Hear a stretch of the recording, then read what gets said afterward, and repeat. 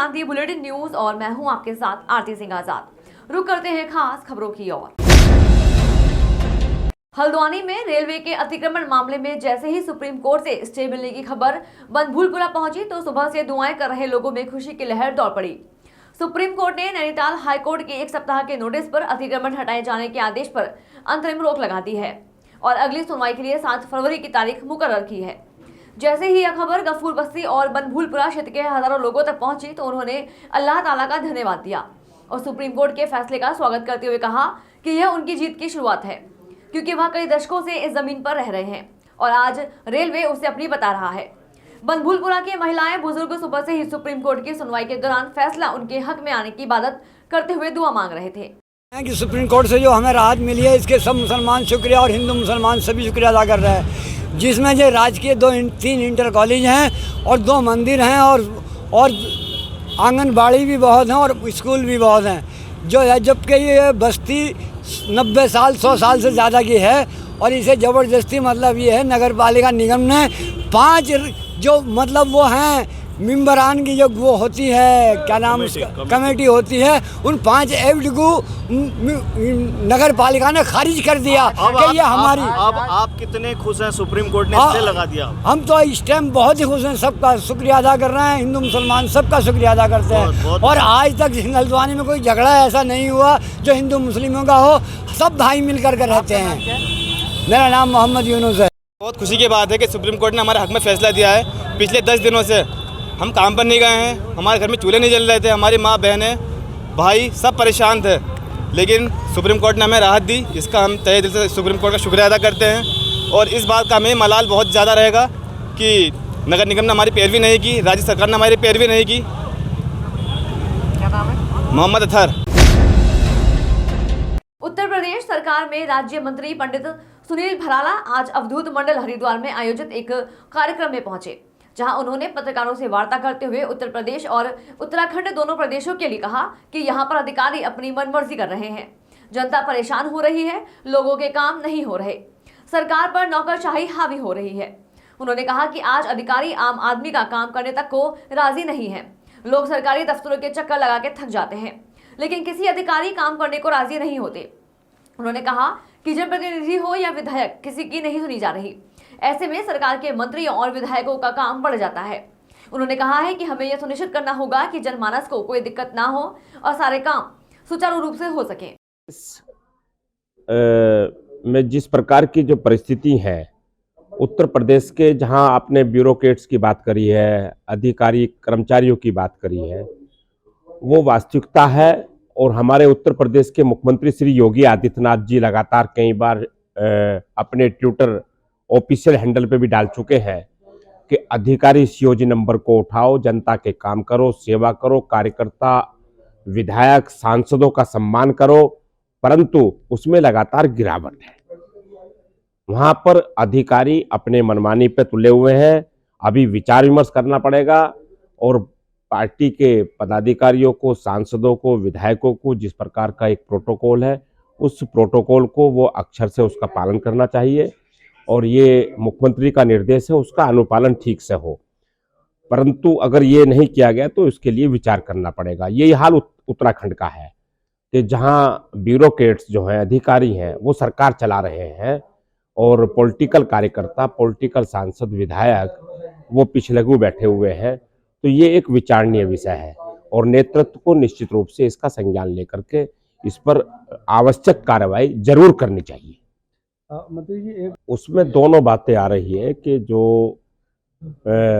माननीय सांसदगण हैं, माननीय विधायकगण हैं, वो अपने अधिकारों का और अपनी चीज़ों का वो ठीक से अफसरों पर काबू नहीं पा रहे, उसको उन्हें देना चाहिए, उन्हें बताना चाहिए और अपने रूप में आना चाहिए। अगर कहीं ऐसा कोई अधिकारी है, निष्क्रिय कोई अधिकारी है, उसको निश्चित रूप से संज्ञान लेकर और उसको समझाना चाहिए, फिर हिंदी में समझाना चाहिए, नहीं तो फिर अपने जो जनता का रूप है वो दिखाना चाहिए।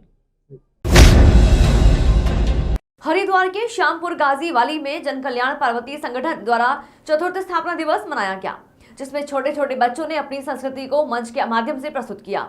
और साथ ही उत्तराखंड की संस्कृति को दर्शाया। इस कार्यक्रम में पूर्व कैबिनेट मंत्री स्वामी यतीश्वर आनंद भी उपस्थित रहे, जहां उन्होंने बच्चों का मनोबल बढ़ाया है। वहीं इस जन कल्याण समिति के अध्यक्ष कुलदीप चंद्र जोशी ने कहा कि हमने आज जन कल्याण प्रवृत्ति संगठन का 4th स्थापना दिवस मनाया है। हमारा जन कल्याण संगठन हमारी संस्कृति, कला आदि को बचाने का कार्य करता है।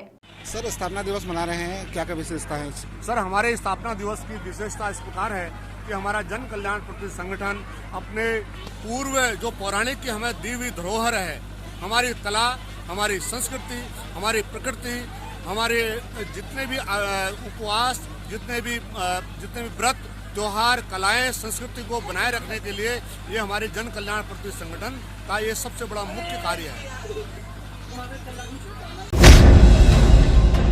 चंद्रेश्वर नगर निवासी 20 वर्षीय तुषार थापा की संदिग्ध मौत का पुलिस ने खुलासा कर दिया है।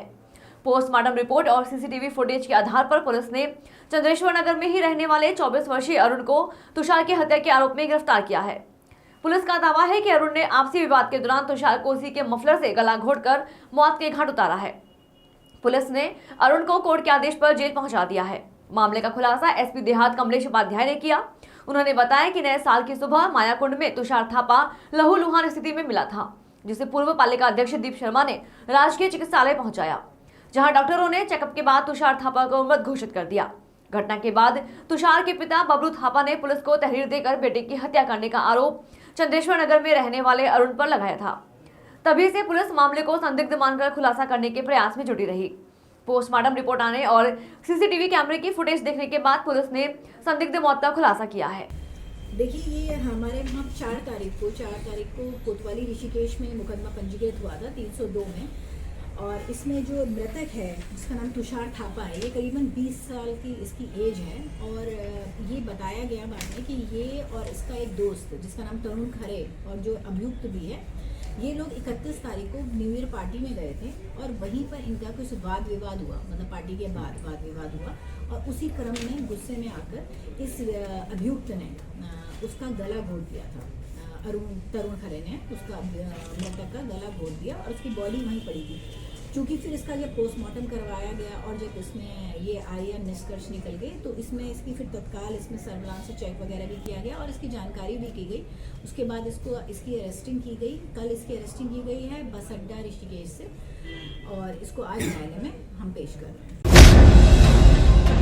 डॉक्टर रमेश पोखरियाल निशंक, माननीय सांसद हरिद्वार ने वंदना कटारिया हॉकी स्टेडियम रोशनाबाद में 3 दिवसीय उत्तराखंड राज्य स्तरीय आमंत्रण बालिका हॉकी प्रतियोगिता 2023 का उद्घाटन किया, जिसमें 8 जनपदों देहरादून, हरिद्वार, नैनीताल, चंपावत, पिथौरागढ़, अल्मोड़ा, पौड़ी तथा उधम सिंह नगर की हॉकी टीमें प्रतिभाग कर रही हैं।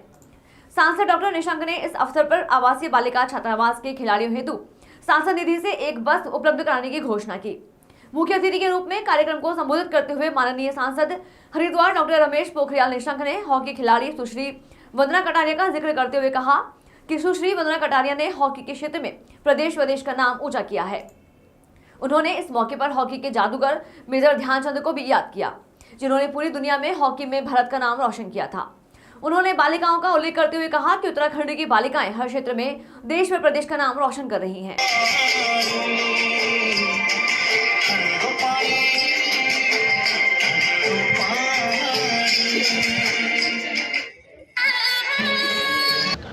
हॉकी में हमारी वंदना ने हमारा नाम बहुत ऊंचा किया है, और हिंदुस्तान में हॉकी में मैं समझता हूँ कि मेजर ध्यानचंद तो पूरी दुनिया का जादूगर कहलाता था हॉकी में। और यदि देखेंगे तो यहाँ उत्तराखंड में भी हॉकी में हमारा बहुत सम्मान बढ़ाया है हमारे लोगों ने।